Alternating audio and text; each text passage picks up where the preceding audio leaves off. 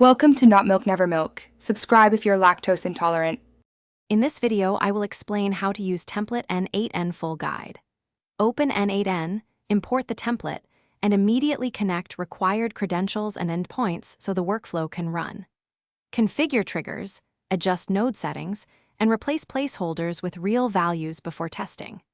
Use manual execution for stepwise checks, inspect node output for errors, and save a stable version when the flow runs cleanly. Start by identifying the trigger and destination nodes, and then drag connections between them so data flows logically.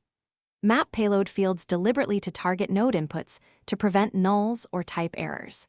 Add conditional or switch nodes to handle different data paths, and include retry or wait nodes where external APIs limit requests. Keep naming consistent so troubleshooting is faster and collaboration is smoother for everyone involved. While you're enjoying this walkthrough, please subscribe and like if you find these tips helpful to support the channel.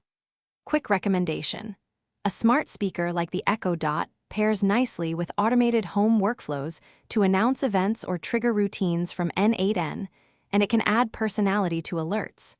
Check the description for the product link and other deals, and now let's get back to the video. Execute the workflow step by step, and watch the execution log to see each node's input and output so you can pinpoint issues quickly.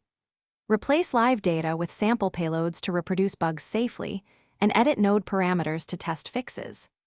Add error handling to capture exceptions, log details, and trigger notifications so you maintain reliable automations and reduce downtime for users and stakeholders. Thanks for watching. If this was helpful, leave a like and consider subscribing. See you next time.